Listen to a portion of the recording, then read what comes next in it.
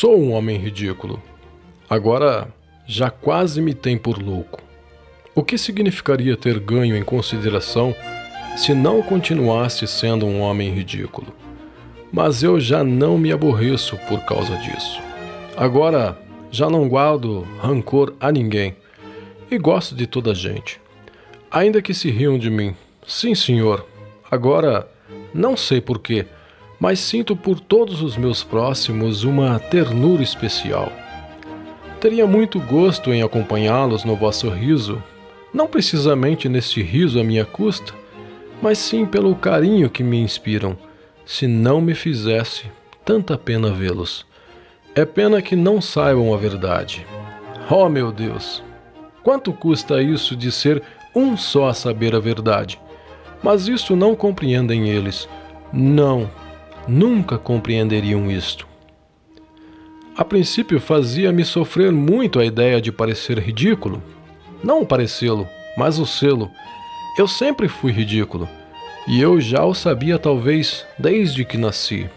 Talvez já aos 7 anos eu me apercebesse perfeitamente de que era ridículo. Depois fui para a escola e a seguir para a universidade, mas quanto mais aprendia, mais obrigado me via a reconhecer a minha condição de criatura ridícula.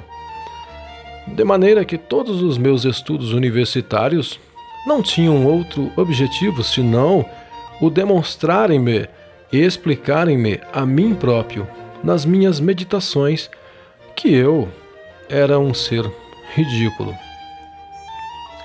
E na vida acontecia-me o mesmo com a ciência. Todos os anos aumentava e se fortalecia em mim o conhecimento da minha condição ridícula, em todos os sentidos. Toda a gente se ria de mim, mas ninguém sabia, nem suspeitava sequer que se existisse no mundo um homem que soubesse melhor do que todos eles como eu era ridículo, esse homem era eu próprio. E era precisamente isso o que mais me enraivecia, que não soubessem. Mas disso tinha eu a culpa. Fui sempre tão orgulhoso que por nada deste mundo o teria confessado a ninguém. E esse orgulho ia crescendo também em mim com os anos. E se eu me tivesse permitido confessar a alguém, fosse a quem fosse, espontaneamente, que era um homem ridículo, teria imediatamente metido um tiro na cabeça na tarde do mesmo dia. Oh, quanto me fez sofrer na minha mocidade o medo de não poder talvez conter-me e de dizê-lo de repente, eu próprio, aos meus companheiros. Mas, com o andar do tempo, quando me tornei um rapazote, e, apesar de continuar reconhecendo cada vez melhor todos os anos essa terrível condição minha, fui me sentindo cada vez mais tranquilo. Não sei porquê, precisamente por alguma razão que ainda hoje ignoro.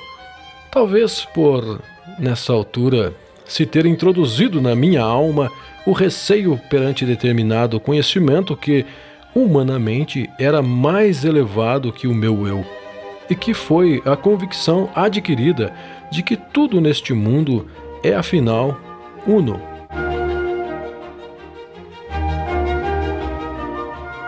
Havia já muito tempo que o pressentira, mas a convicção plena só assentou no meu espírito no último ano e de uma maneira súbita. Senti de um momento para o outro que para mim tudo era indiferente, que tanto me fazia que o mundo existisse como não. Pouco a pouco ia vendo e sentindo que não havia nada fora de mim. Parecia-me que, de fato, a princípio tinham existido muitas coisas, mas adivinhei igualmente depois que antes também não tinha havido nada, e que se assim me parecera, foi por alguma razão. E pouco a pouco fui me convencendo que daí para diante também não haveria nada. A partir dessa altura até agora deixei de preocupar-me mais com os mortais e quase não voltei a dar-lhes atenção. O que não tardou a refletir-se sobre as coisas mais insignificantes, pois ocorria-me, por exemplo, quando andava pelas ruas, dar encontrões em toda a gente. E não se julgue que era por ir afundando em meditações. Isso não podia ser, porque eu já tinha de pensar em tudo. Tudo me era indiferente. Ainda se ao menos me tivesse entregue à resolução de problemas, mas não, nenhum só resolvi na minha vida. E isso havendo-os aos pontapés. Mas, como tanto me fazia, os problemas afastavam-se de mim sozinhos. E mais para diante, de repente, soube a verdade. Soube a verdade no último mês de novembro, precisamente a 3 de novembro, e desde então não se apagou da minha memória nenhum pormenor da minha vida. Foi numa noite tão escura como nunca vi outra tão tenebrosa.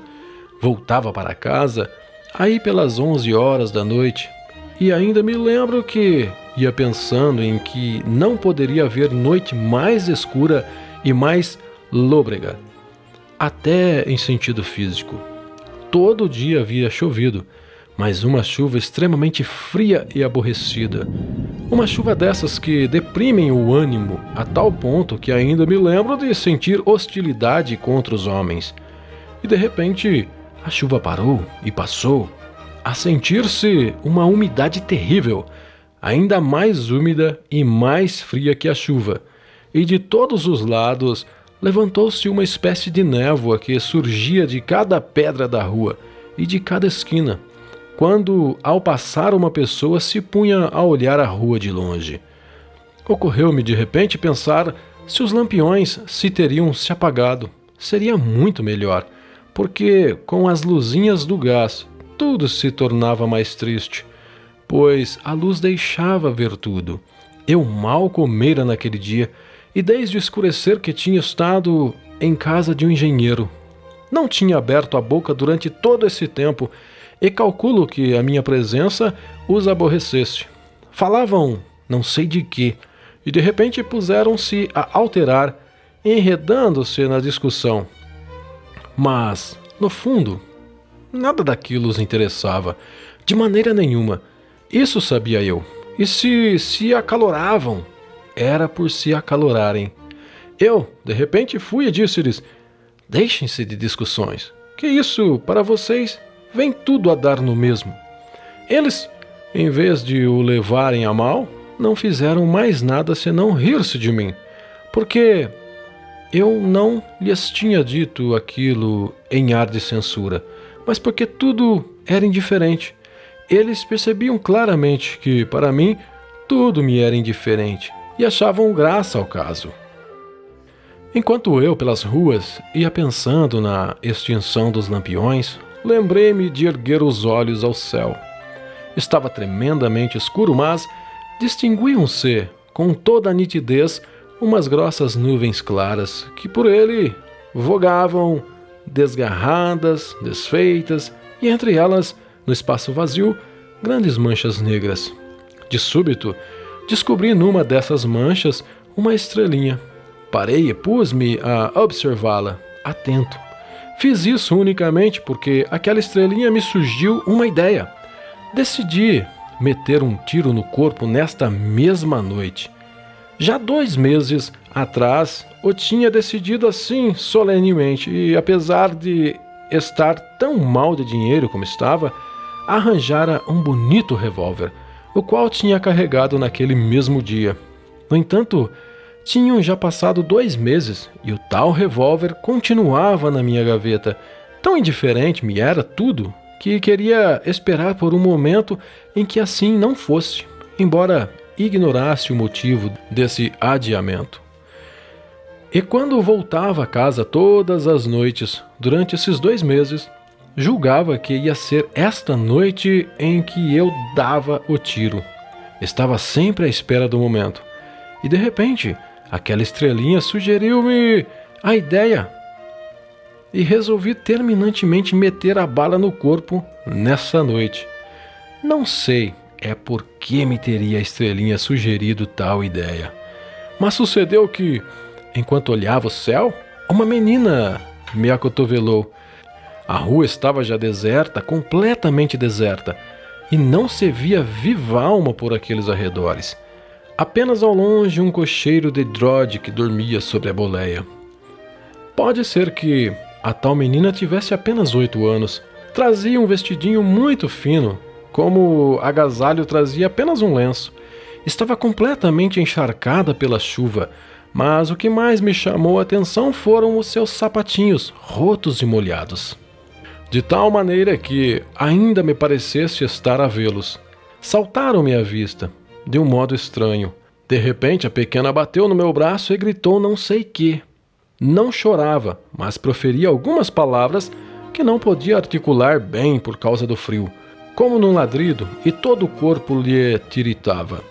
Estava tão assustada, era tal o seu medo que, no seu desespero, não fazia mais senão balbuciar, gritar sempre o mesmo. Mamãe, mamãe! Mamãe, mamãe! Voltei-me para olhá-la, mas não disse nada e segui o meu caminho.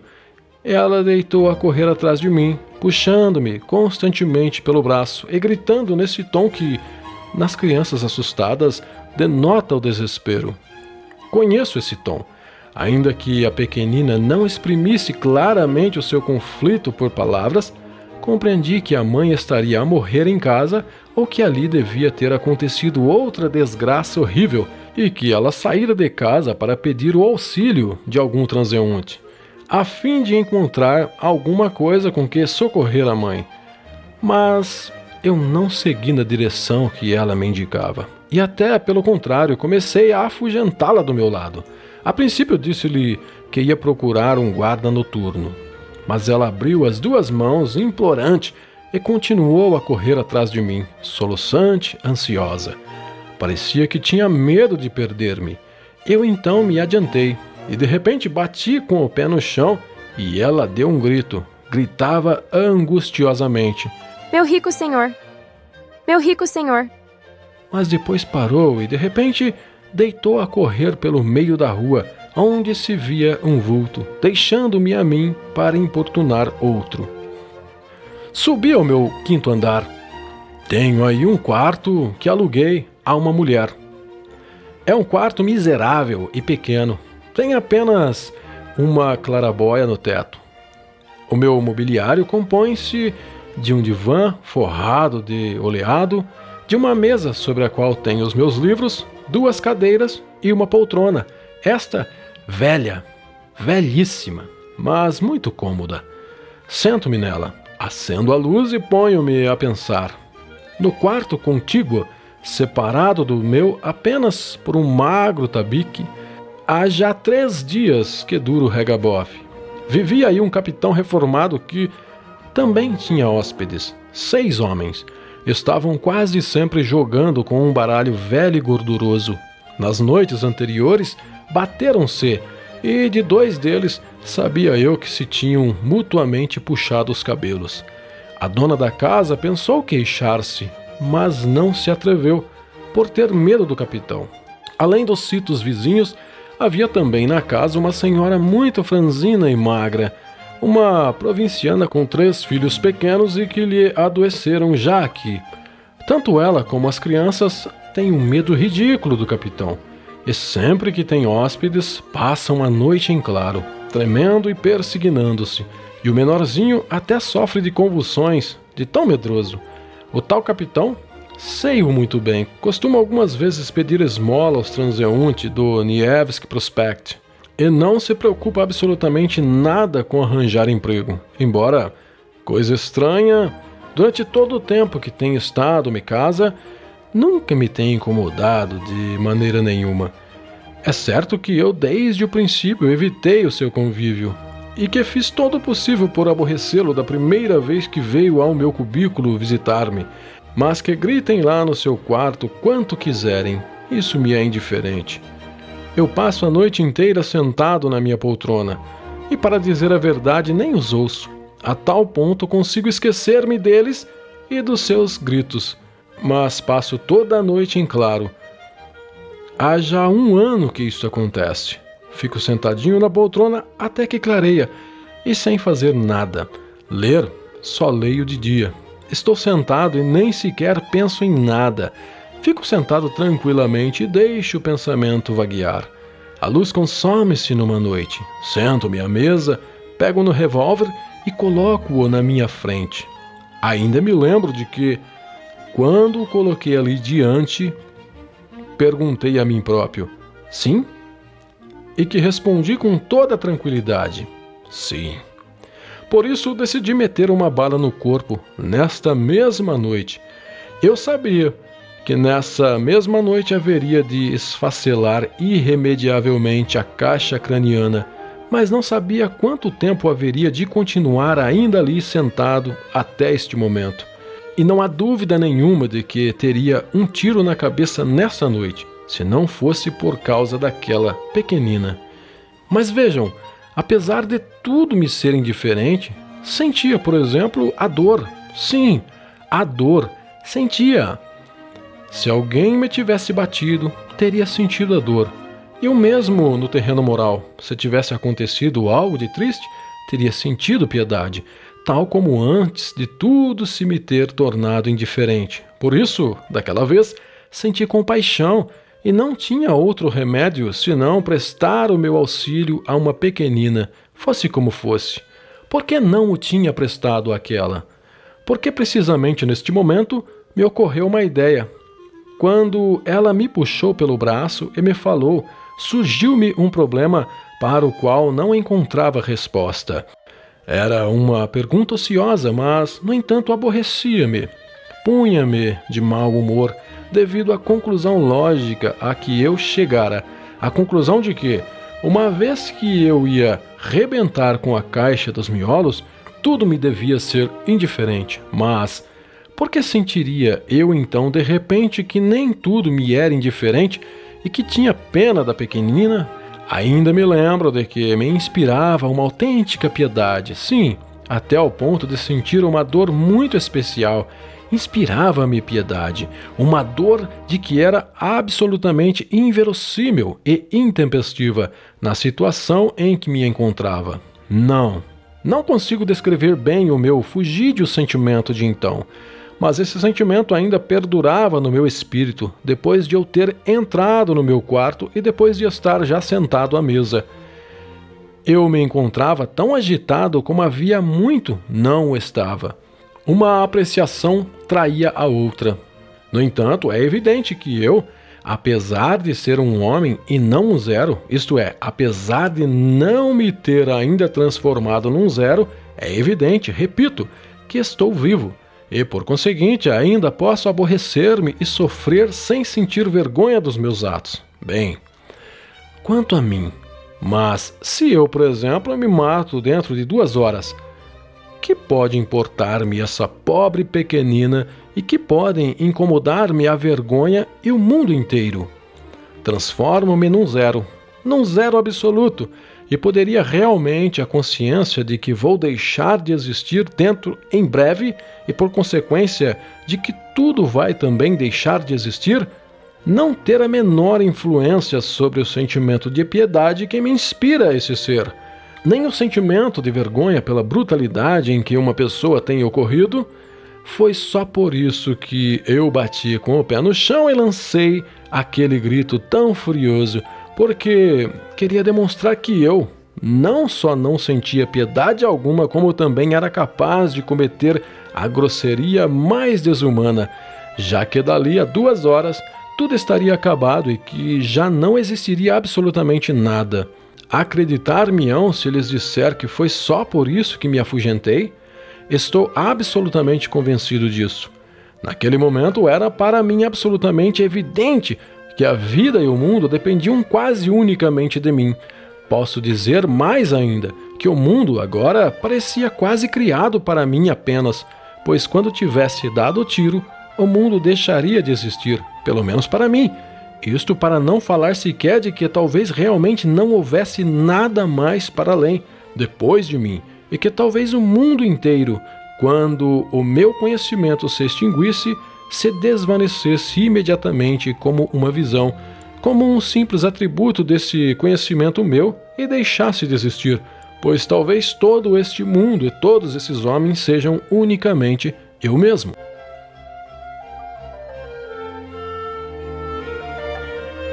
Lembro-me de que ia abandonando todas essas novas perguntas que me assaltam uma atrás da outra. Eu pensava qualquer coisa completamente nova para mim. Tudo isto sentado na minha poltrona, sempre a pensar. E, de repente, entre outros, ocorreu-me um pensamento estranho. Se eu, por exemplo, tivesse vivido na Lua noutro tempo, ou no planeta Marte, e cometido aí alguma ação incrivelmente desonesta, a mais desonesta que imaginar se possa, e devido a essa ação me tivesse visto aí ultrajado e desonrado de uma maneira como só às vezes pode ver-se nos sonhos, sob o influxo de um pesadelo, e depois na Terra não me abandonasse a recordação daquilo que eu tivesse feito nos outros planetas, e soubesse, além disso, que jamais fosse como fosse, havia de voltar a esses outros planetas. Pergunto então, quando eu olhasse a Lua, cada Terra, tudo seria para mim indiferente ou não?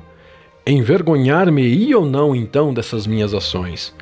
Essas perguntas eram ociosas ou supérfluas, visto que ali estava o revólver diante dos meus olhos, em cima da mesa, e que eu sabia de certeza absoluta que aquilo havia de acontecer infalivelmente.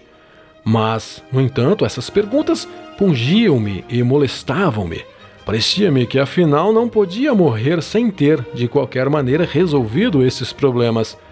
Em resumo, aquela pequenina salvou-me, pois devido àquelas perguntas adiei a minha morte. Entretanto, no quarto do capitão reinava o silêncio. O dono da casa e os hóspedes tinham acabado de jogar e preparavam-se para dormir, embora sem deixarem de resmungar ou de insultar-se até ao fim na sua bebedeira. E então sucedeu-me adormecer de repente, coisa que nunca antes me acontecera. Sentado na poltrona, junto da mesa, adormeci de um momento para o outro. Como se sabe, os sonhos são uma coisa muito estranha. Percebemos neles, com uma clareza assustadora, com uma artística elaboração, certos pormenores, ao passo que passamos outros completamente por alto, como se não existissem, sucedendo assim, por exemplo, com o tempo e com o espaço.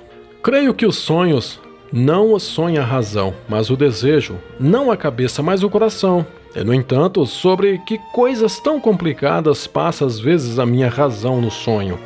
Coisas absolutamente incompreensíveis. Por exemplo, há 5 anos que morreu o meu irmão, mas eu costumo vê-lo frequentemente nos meus sonhos. Toma parte em tudo quanto me interessa. Falamos longamente de tudo quanto se possa imaginar, mas ao mesmo tempo tenho sempre a consciência e nunca me esqueço o momento que já há muito tempo que o meu irmão está morto e enterrado.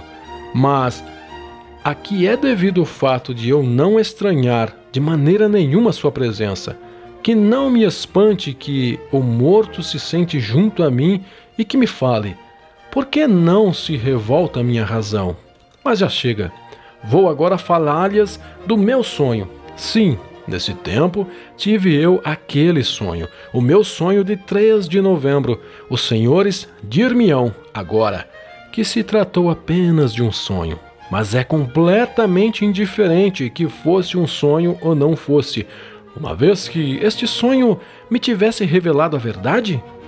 Porque uma vez que se reconheceu a verdade, depois que ela se vê, já sabemos que é a verdade única, que fora dela não pode haver nenhuma outra, quer estejamos adormecidos ou acordados.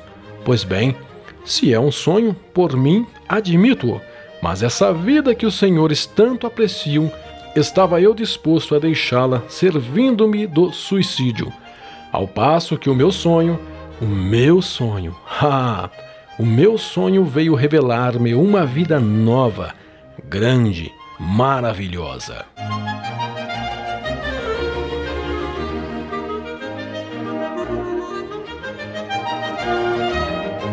Dizia eu que me deixara adormecer sem dar por isso.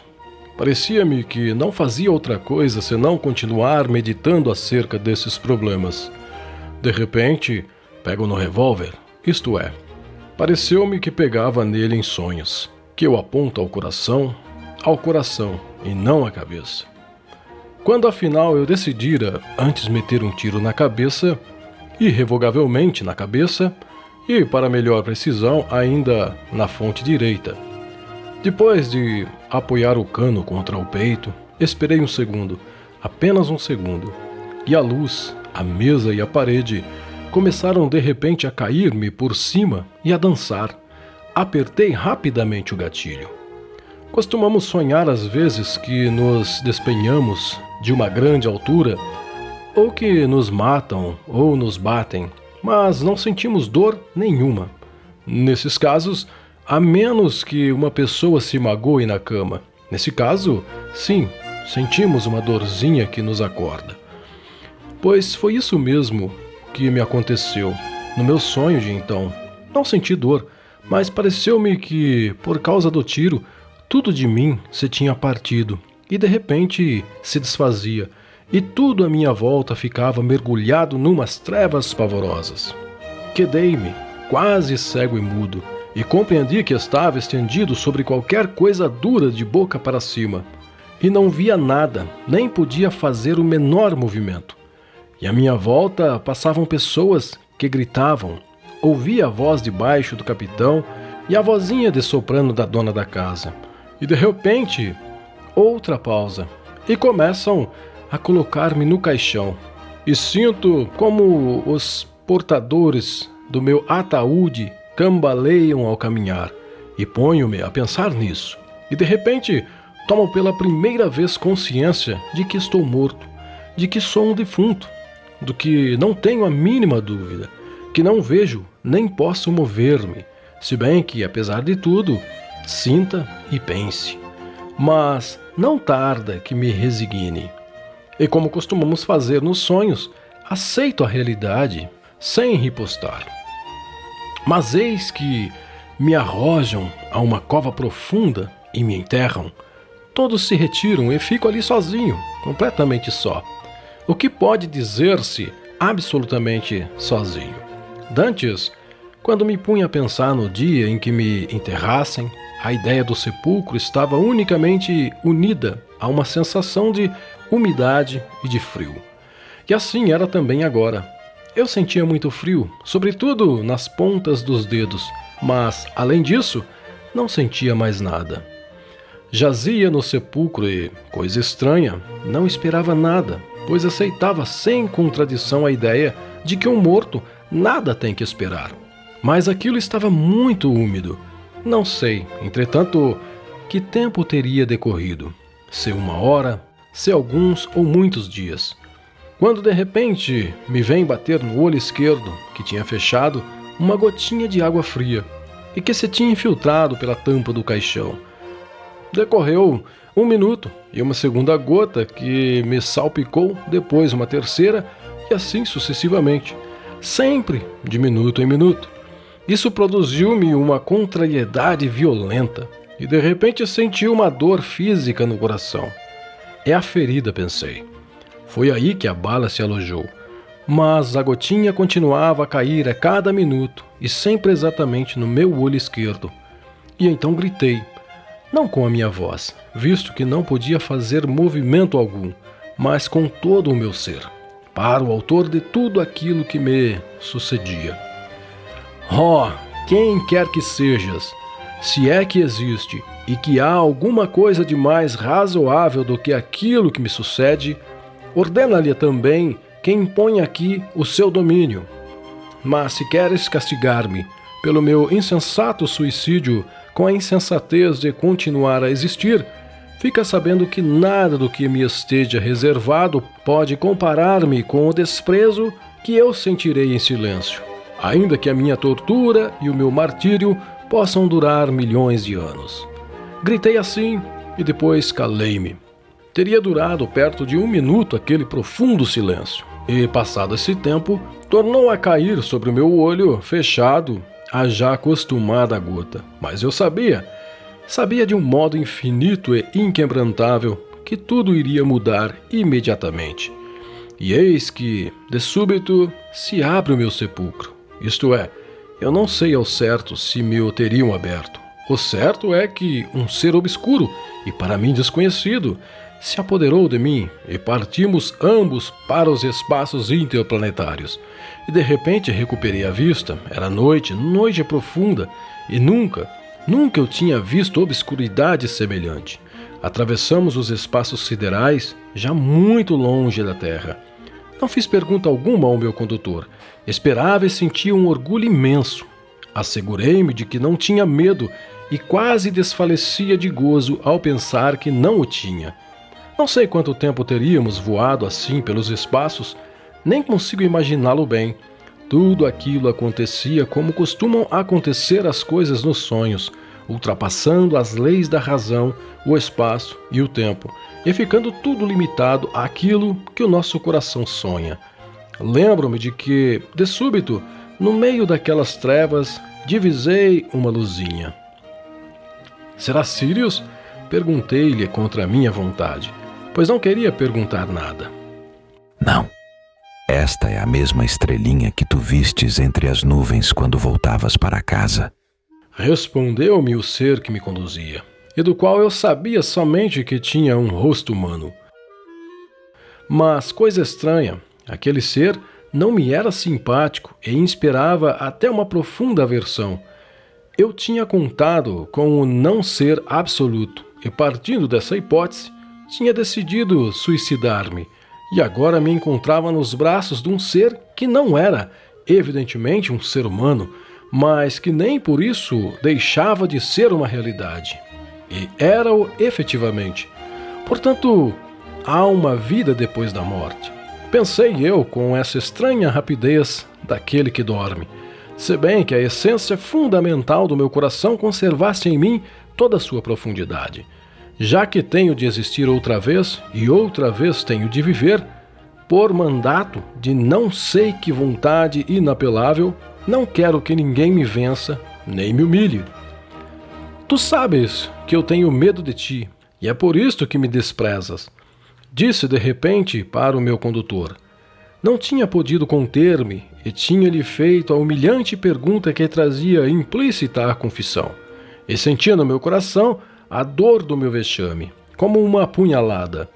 O ser não respondeu à minha pergunta, mas senti subitamente que ele não me desprezava, nem se ria de mim, e que nem sequer se apiedava, e que o nosso voo tinha uma finalidade, uma meta desconhecida e misteriosa, e que só a mim interessava. E o temor cresceu no meu coração. Algo emanava do meu mudo condutor, em silêncio, mas dolorosamente sobre mim, e me oprimia o coração. Atravessávamos obscuras e ignoradas esferas. Havia já muito tempo que tinham desaparecido da minha vista as constelações conhecidas. Eu sabia que nos espaços interplanetários há astros cujos raios de luz levam milhares e até milhões de anos a chegar à Terra. Mas é possível que tivéssemos percorrido já distâncias ainda maiores. Eu esperava, não sabia o que, e a nostalgia torturava o meu coração. E de súbito surgiu em mim um sentimento conhecido, familiar. Eu vi o sol. Eu sabia que não podia ser o nosso sol, o pai da nossa terra, o que engendrou a nossa terra, mas compreendi, em virtude não sei de que, com o meu ser, que aquele sol era um sol absolutamente como o nosso, que era a sua reprodução e o seu duplo. Um doce, animador sentimento encheu de prazer a minha alma. A preciosa, corpórea força da luz que me tinha engendrado encontrou repercussão na minha alma e fê-la ressuscitar, e eu senti a vida de outrora, pela primeira vez depois do meu enterro. Visto que existe o sol, e é um sol completamente igual ao nosso, exclamei. Aonde está a terra? E o meu companheiro apontou-me uma estrelinha que despedia um brilho esmeraldino. Voávamos precisamente por cima dela. E como é possível existirem no universo tais cópias? Será essa verdadeiramente a lei do universo? E se esta é a Terra, diz-me, será uma terra como a nossa? Uma terra também desditada e pobre, mas não menos apreciada e querida, que inspire o mesmo doloroso amor aos seus mais ingratos filhos, como a nossa terra? Exclamei, tremendo com um amor arrebatado, audaz, irreprimível, por aquela terra sagrada, a lôbrega e enxovalhada terra que acabava de abandonar. E a figurinha da pequenina, que eu espantara com um grito, surgiu instantaneamente na minha memória. Hás de ver com os teus próprios olhos, respondeu o meu companheiro, e uma tristeza vibrava na sua voz. Aproximávamo-nos velozmente do planeta. Este agigantava-se diante dos meus olhos, e eu podia já distinguir os oceanos, perceber depois os contornos da Europa, e de repente acordou no meu coração uma grande e sagrada inveja. Como poderia existir uma cópia, e qual a finalidade de sua existência? Eu amo e só posso amar essa terra que acabo de deixar, na qual perduram ainda as gotas daquele sangue que, ingrato, derramei ao desprender-me da vida. Mas nunca, nunca deixei de amar a nossa terra, e talvez até aquela noite em que a abandonei tivesse sido o momento em que a amei mais apaixonada e dolorosamente. Existe também a dor nesta nova terra? Será que na nossa só podemos viver com a dor ou graças a ela? Não sabemos amar de outro modo, nem conhecemos outro amor. Eu quero dor para poder amar. Quero sim. Neste momento apenas anseio por poder beijar, banhado em lágrimas, a terra que abandonei. Eu não quero, não aceito nenhuma outra vida senão a da nossa terra. Mas o meu companheiro já me tinha deixado. Tinha chegado, sem me ter apercebido, àquela outra terra, a clara luz solar de um dia de paradisíaca beleza. Creio que me encontrava numa daquelas ilhas que formam o arquipélago helênico, se não era, porventura, algum ponto da costa que ali circundava o mar Egeu. Oh, era tudo tal como entre nós. Simplesmente tudo parecia encontrar-se numa disposição firme e resplandecer numa grande vitória, santa e finalmente conquistada. O mar suave de um azul escuro batia suavemente contra o litoral e cingia-se contra ele com um imenso, visível e quase inconsciente amor. As árvores sombrias apareciam em todo o esplendor da floração. E estou convencido de que as suas folhas inumeráveis me davam as boas-vindas, com o seu leve e amistoso sussurro, murmurando-me ignoradas palavras de amor. A relva ostentava uma verdura muito fresca e brilhante. Os pássaros cruzavam em bandos pelo ar, e os passarinhos pousavam-me, sem ponta de medo, nos ombros e nos braços, e davam-me alegres pancadinhas com as suas asinhas trêmulas. E, finalmente, eu olhava e reconhecia também os homens daquela terra feliz. As pessoas chegavam-se a mim espontaneamente, rodeavam-me e davam-me beijos. Eram filhos do sol, filhos do seu sol. Oh, e como eram bonitos! Nunca eu vi na nossa terra homens tão belos. Quando muito, poderemos encontrar nas crianças, nos seus mais tenros anos, um reflexo fraco e longínquo de semelhante formosura. Esses homens felizes tinham rostos claros e cheios de luz. No seu rosto transparecia a inteligência e um saber que, permita-se a expressão, parecia completo até a tranquilidade, e, no entanto, esses rostos respiravam um alvoroço especial. Tanto as palavras como a voz desses homens demonstravam uma alegria pueril. Oh, ao primeiro olhar que pousei naqueles rostos, compreendi logo tudo, tudo. Aquela era a terra não manchada pelo pecado original, na qual viviam homens que não tinham pecado e viviam num paraíso idêntico àquele em que, segundo todas as tradições da humanidade, viveram os nossos primeiros pais antes da queda, sem a mínima diferença, a não ser que a terra toda era, por todo lado, um só paraíso. Aqueles homens aproximavam-se de mim com afetuosidade, sorriam-me e acariciavam-me, conduziam-me ao seu lar, e todos se esforçavam, a porfia por me tranquilizarem. Oh, não me faziam pergunta alguma, pareciam saber de tudo e só ansiavam por afugentar o mais depressa possível do meu rosto todo vestígio de dor.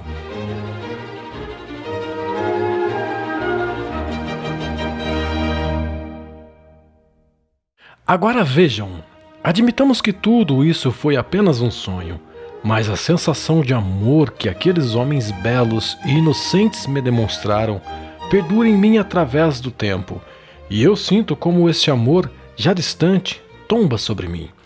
Vi-os, conheci-os, amei-os, e mais tarde sofri por eles. Compreendo e compreendi-o desde o primeiro instante, que eu não poderia entendê-los em muitas coisas. Parecia-me incompreensível, como parece aos progressistas russos contemporâneos e aos maus peteburgueses, o fato de, sabendo eles tanto como sabiam, não possuírem a nossa ciência. Mas não tardei a comprovar que a sua ciência se nutria de conhecimentos diferentes dos da Terra, e que as suas preocupações eram também de outra índole. Não tinham desejos, estavam tranquilos e contentes, não aspiravam tanto como nós a conhecer a vida, pois a sua vida estava completamente preenchida, mas o seu saber era mais fundo e elevado que a nossa ciência, porque a nossa ciência procura explicar a vida, pretende ser ela mesma a cimentá-la, para mostrar aos homens como devem viver, e isto compreendia eu, ao passo que eles já sabem como hão de viver, e isto percebo eu, ainda que não possa compreender a sua ciência. Mostravam-me eles as suas árvores, mas eu não podia sentir do mesmo modo que eles a grandeza do amor com que contemplavam, tal como se as tais árvores fossem homens. E vejam, pode ser que não me engane ao dizer que até falavam com elas. Sim, conheciam a sua língua, e eu estou convencido de que as árvores os entendiam e olhavam da mesma maneira todo o resto da natureza e os animais que pacificamente viviam com eles. E longe de atacá-los, amavam-nos, vencidos pelo seu amor, apontavam para os outros e diziam-me qualquer coisa que eu não compreendia, mas estou convencido de que estavam em relações com as estrelas do céu, não por meio do pensamento, mas de outro modo. Aqueles homens não se esforçavam para que eu os compreendesse. Amavam-se sem necessidade disso, mas, além disso, eu sabia que tão pouco eles me compreenderiam jamais, e por isso nunca lhes falei da nossa terra. Limitava-me a beijar diante deles a terra em que viviam e a adorá-la, e eles viam isto e deixavam que eu o fizesse, sem dizerem nada, sem se envergonharem de que eu a amasse ao mesmo tempo que eles. Não sofriam por minha causa, quando, arrasado em pranto, lhes beijava os pés, pois sabia o amor que me o pagavam. Às vezes perguntava a mim próprio, admirado, como poderiam eles ofender, uma vez que fosse um homem como eu, ou como poderiam suscitar tão pouco em mim um sentimento de inveja ou de ciúme. Às vezes perguntava também a mim próprio como é que eu, como se fosse um embusteiro e enganador, não lhes comunicava alguns dos meus conhecimentos de que, naturalmente, não tinham a menor ideia, para fazê-los cair no espanto ou simplesmente por amor deles. Eram bonacheirões e joviais como crianças. Vagueavam por entre os seus bosquezinhos magníficos e floridas pradarias, entoando lindas canções, e sustentavam-se dos frutos das árvores e do leite dos animais que os acompanhavam. Preocupavam-se pouquíssimo com a alienação e com o vestuário. O amor existia também entre eles e geravam filhos, mas nunca verifiquei que fossem vítimas desses arrebatamentos de cruel lascívia que se apoderam de quase todos os homens desta nossa terra, de todos, sem exceção de nenhum, e que constitui a única origem de quase todos os pecados de nossa humanidade. Alegravam-se com os recém-nascidos como novos coparticipantes da sua felicidade. Não conheciam nem a luta nem a inveja, e nem sequer sabiam o que isso fosse. Os filhos dos outros eram também seus filhos, pois formavam todos uma só família. Quase não tinham doenças, contando com a morte, e os seus velhos extinguiam-se suavemente. como se dormissem, rodeados dos seres queridos, deitando bênçãos, sorrindo e acompanhados pelos seus olhares claros e alegres.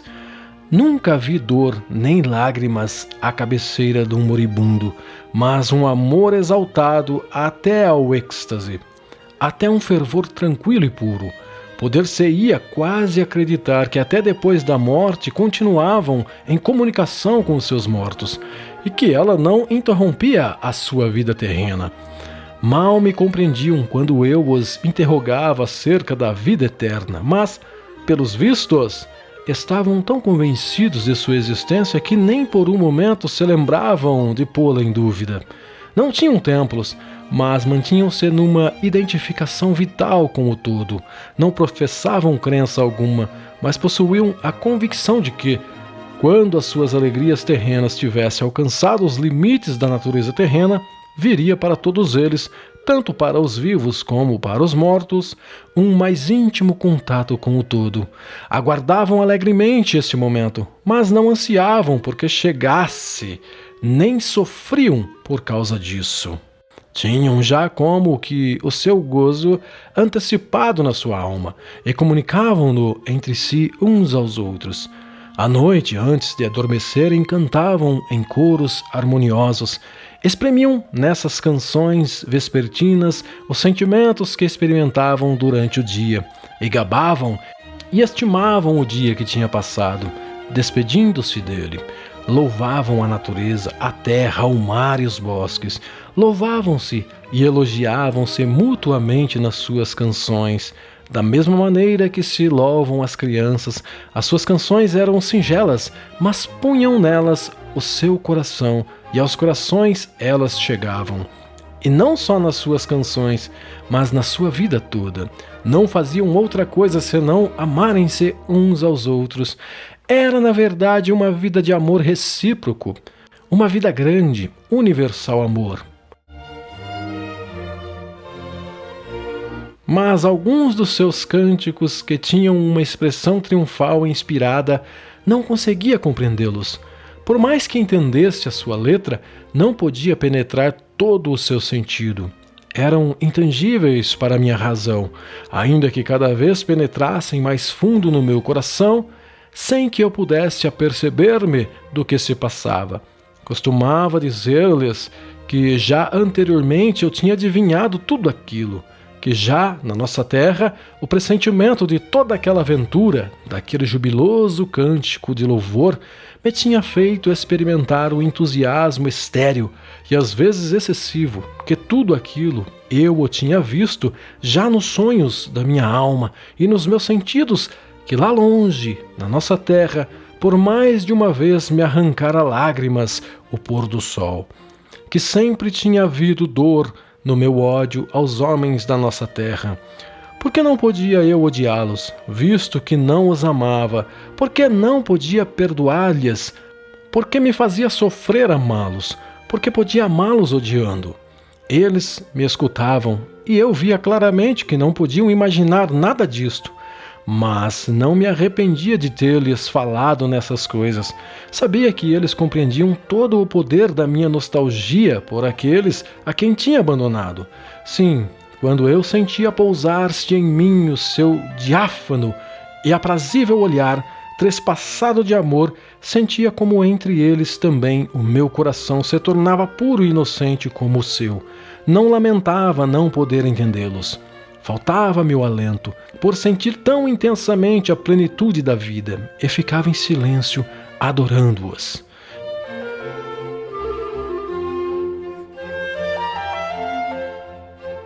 Oh, toda a gente se ri agora na minha cara e me afirma que não pode ver-se nada semelhante ao que estou descrevendo, que no meu sonho mais não fiz do que experimentar um sentimento elaborado pelo meu próprio coração e que todos esses pormenores os devia ter arquitetado depois, já desperto. E quando concordei e disse que podia ser que tivessem razão, sabe Deus as gargalhadas, a hilaridade que as minhas palavras provocavam. Naturalmente, eu estava apenas dominado pelo sentimento do sonho, e só este único sentimento perdurava no meu coração que sangrava. Mas, além disso, as visões e as figuras reais do meu sonho, isto é, aquelas que eu vira precisamente durante a hora do meu sonho, conservavam entre si tal harmonia, eram tão perfeitas, tão encantadoras, sedutoras e belas que, ao acordar, como é natural, não era capaz de tornar a dar-lhes vida na nossa pobre linguagem. Por isso tiveram, naturalmente, que empalidecer na minha consciência e desvaneceram-se. E talvez por isso me sentisse realmente obrigado a imaginar depois, inconscientemente, os pormenores, as quais teriam encomendado decididamente a missão de reproduzir, dado ao meu apaixonado desejo, que era, de certo modo pelo menos, o sentimento principal. Mas, no entanto, por que não acreditar que tudo isso foi real? Pode ser que fosse 1000 vezes melhor, mais radiante e belo do que eu descrevo. Pode ser que fosse um sonho, mas não é possível que o fosse completamente. Olhem, vou confiar-lhes um segredo. Talvez tudo isso nem sequer de longe fosse um sonho, pois sucedeu nisto algo do gênero, algo tão real até a saturação, que uma pessoa nem sequer teria podido sonhá-lo. Pode ser que fosse a minha alma que engendrasse esse sonho, mas como poderia ela ter engendrado sozinha essa terrível verdade que eu senti mais tarde? Como teria podido eu imaginá-la ou sonhá-la, o meu coração sozinho? Seria possível que o meu insignificante coraçãozinho e a minha humildade e caprichosa razão tivessem podido acender a semelhante revelação da verdade? Oh! Julguem os senhores por si mesmos. Até este momento não falei no caso, mas agora vou dizer a verdade toda. A conclusão foi eu ter estragado tudo aquilo. Sim, a conclusão foi eu ter estragado tudo. Como isso foi, é que eu não sei. Já não me lembro como é que sucedeu. O sonho durou milhares de anos e apenas me deixou uma impressão de conjunto. Só me lembro de que a queda do pecado original fui eu, como uma espantosa trinquina, qual postífero bacilo que devasta a terra. Assim devastei eu toda aquela terra inocente e feliz. Aqueles homens aprenderam a mentir, tomaram gosto à mentira e reconheceram como eram belos. Oh, pode ser que, a princípio, o fizessem inocentemente, por puro jogo, por diversão, que apenas se tratasse de um bacilo, mas este átomo de mentira enraizou-se no seu coração e foi do seu agrado. Não tardou que dele derivassem a voluptuosidade, e esta voluptuosidade engendrou a inveja, e esta a crueldade. Oh, não sei, não me lembro, já como, mas não tardou que se vertesse a primeira gota de sangue. A princípio apenas sentiram espanto, mas depois assustaram-se e começaram a afastar-se uns dos outros. Vieram as censuras e as incriminações. Conheceram a vergonha e erigiram-na em virtude. Surgiu o conceito da honra e cada bando se uniu à sombra da sua bandeira. Começaram a torturar os animais e os animais afastaram-se deles. Foram ocultar-se nos bosques e tornaram-se seus inimigos.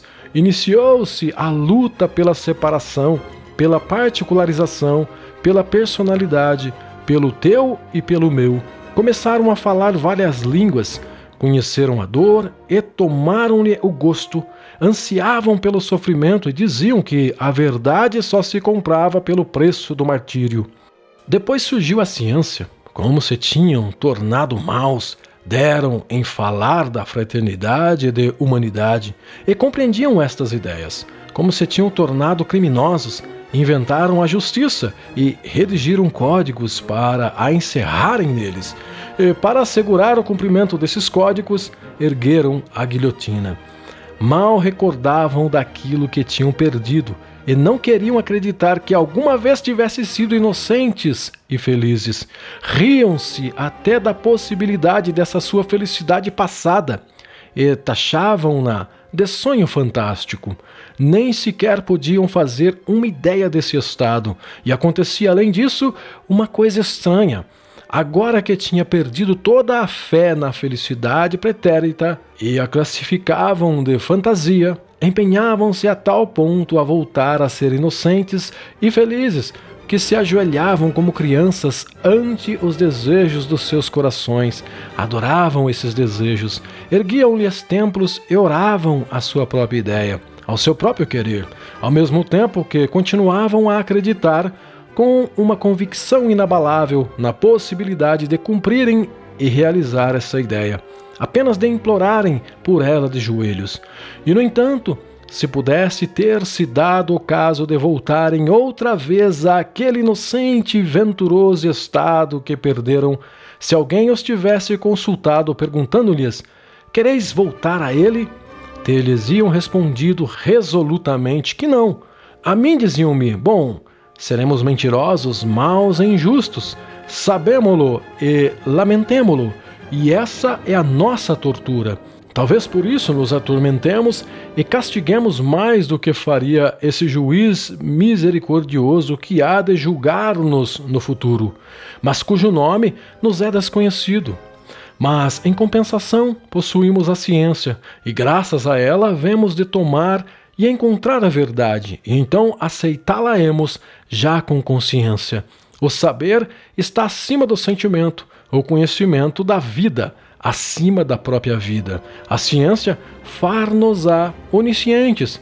A onisciência conhece todas as leis, e o conhecimento da lei da felicidade está acima da própria felicidade. Eram assim que eles me falavam, e, a avaliar por tais palavras, cada um deles se tornava mais apreciador de si mesmo do que dos outros. Se tinham valorizado a si mesmo mais do que tudo no mundo. Sim, e não poderia ter sido de outro modo.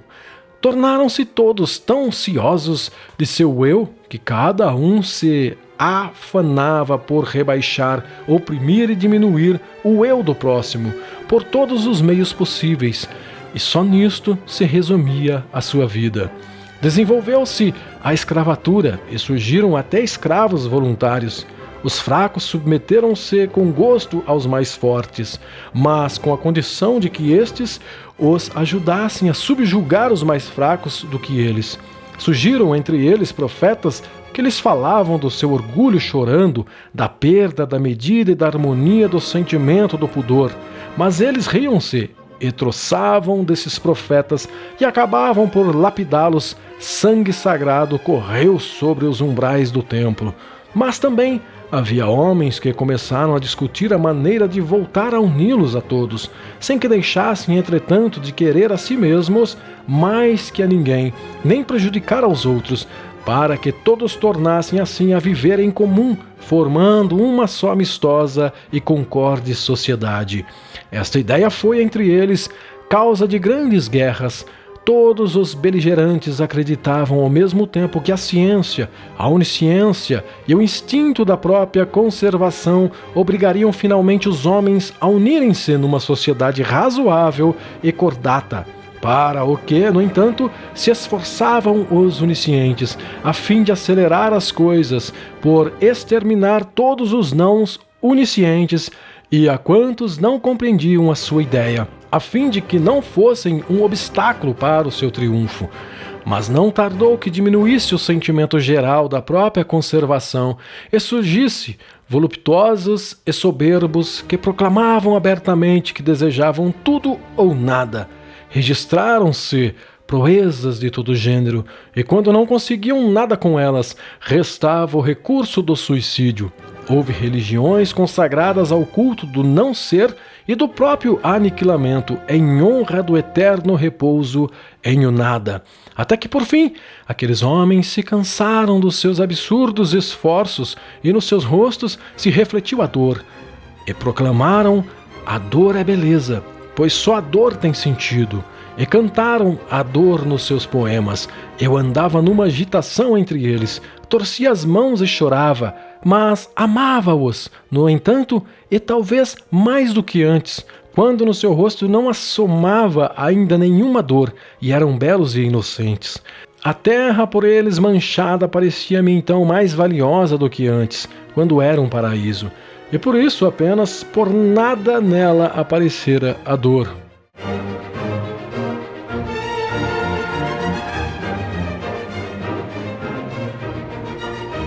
Oh, eu sempre amei a dor e a tristeza, mas só para mim, só para mim.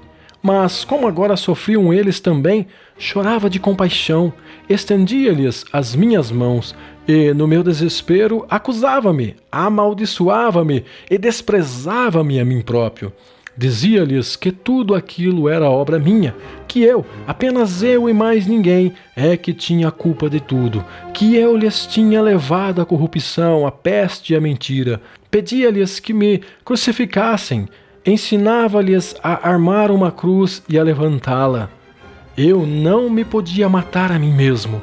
Não tinha coragem para fazê-lo, mas queria sofrer o tormento pelas mãos. Suspirava por derramar o meu sangue até a última gota no suplício. Mas eles não faziam mais do que rir-se de mim, acabando por dizer que eu era um doido acabado. Até me defendiam, dizendo que não tinham agora mais do que aquilo que tinham desejado, e que tudo isso acontecera porque tinha fatalmente de acontecer. E por fim declararam que eu constituía um perigo para eles, e que, portanto, tinham resolvido encerrar-me num manicômio, se não desistisse das minhas prédicas. Quando os ouvi dizer isto, foi tão grande a dor que me trespassou a alma, que meu coração se confrageu e eu me senti morrer. E foi então que despertei do meu sonho.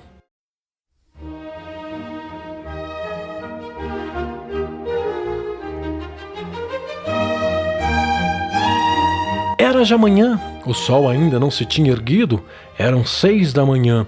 Acordei na minha poltrona, a luz tinha se extinguido completamente no quarto contíguo. Dormiam o capitão e a sua gente, e na casa reinava um estranho silêncio. A princípio estremeci, assombrado. Nunca me tinha acontecido nada de semelhante. Até as coisas pequenas me impressionavam. Por exemplo, jamais adormecera dessa maneira na poltrona. E depois, enquanto me punha de pé e acabava de despertar, fixei de repente a vista no revólver carregado, mas no mesmo instante atirei-o para longe. Ó vida grande e sagrada vida! Abri os braços e invoquei a verdade eterna. Soluçava entusiasmo. Um entusiasmo incomensurável enchia todo o meu ser. Sim, vida e anunciação. A anunciação ficou decidida para mim naquele mesmo instante. Decidida para toda a minha vida. Irei e anunciarei. O quê? A verdade? Uma vez que a vi com os meus próprios olhos e reconheci toda a sua magnificência. E desde então anuncio a boa nova. Amo-os a todos, e mais que ninguém, aqueles que se riem de mim. Por que amo mais a estes? Não sei, nem tampouco posso explicá-lo. Mas é assim, dizem que estou enganando. Mas se agora estou enganando, como será mais para diante? Sim, é provável que tenham razão. Estou enganando, e quanto mais estiver, talvez seja pior. Provavelmente ainda incorrerei um erro com frequência, até aprender como é que se deve predicar. Isto é, com que palavras e com que atos, pois é difícil sabê-lo. Agora já é para mim tão claro como a luz. Mas escutem uma coisa: quem é que não erra? E no entanto todos se afadigam por o mesmo objeto. Todos, desde o sábio ao último criminoso, simplesmente procedem de maneira diversa. É esta uma verdade já velha, mas eis aqui outra nova. Eu não posso enganar-me assim tanto, pois eu vi a verdade, sei-o. Os homens podem tornar-se belos e felizes, sem que, para isso, tenham de deixar de viver na terra. Eu não quero nem posso crer que a maldade seja o estado normal do homem, mas eles troçam desta minha crença. Não acreditam em mim. Eu vi a verdade, não que a tenha descoberto com a minha inteligência. Não via o que se chama ver. E o seu rosto vivo preencheu a minha alma para toda a eternidade. Via numa integridade tão completa que, Como poderia acreditar agora que essa verdade não possa existir também entre os homens? E como poderia eu estar enganado? Talvez ande um pouco desorientado. É possível também que empregue palavras estranhas, mas isso não deve durar muito. A imagem viva do que vi viverá em mim eternamente, servir-me-á de norte e de guia. Oh, eu estou muito contente e esperançado, e não me cansarei de andar, ainda que peregrine durante 1000 anos. Olhem, a princípio queria esconder de vós que tinha sido o causador de sua perdição, mas isso teria sido falta da minha parte, pois assim tínhamos já a primeira culpa. Mas a verdade dizia-me ao ouvido que eu mentia. Salvava-me do erro e dirigiu-me para o caminho reto.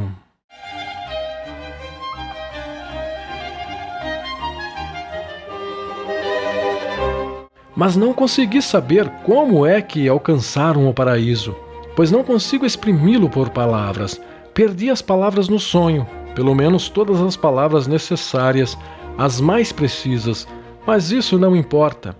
Eu caminharei por estes mundos e anunciarei a boa nova, uma vez que vi com os meus próprios olhos, ainda que não possa exprimir o que vi. Mas é isto precisamente que não podem compreender os trotskistas. Teve um sonho, como ele próprio diz, um delírio febril, uma alucinação. Ah, isso é sensato? E ficam todos inchados. Um sonho? Mas que é um sonho? Não será a nossa vida um sonho? Esperem, que vou dizer-vos ainda mais. Bem, admitamos que isso nunca venha a realizar-se, e que este paraíso não chegue nunca a ser uma realidade. Eu próprio admito isto. Bem, pois apesar de tudo continuarei anunciando a boa nova. E no entanto, como isso seria simples? Num dia, numa só hora, tudo mudaria. Ama a humanidade como a ti mesmo. Isto é tudo. Isto é tudo e nada mais é preciso. Saberás depois como hás de viver. E além disso, só há uma verdade antiga, antiquíssima, mas que é preciso repetir 1.000 vezes, que até agora não se arraigou nos nossos corações. O conhecimento da vida está acima da vida. O conhecimento da lei da felicidade está acima da própria felicidade. E eis aí aquilo contra que se deve lutar. E eu lutarei contra isso. Se todos quisessem, tudo mudaria sobre a terra num momento. Mas ando ainda à procura daquela jovenzinha. E continuo.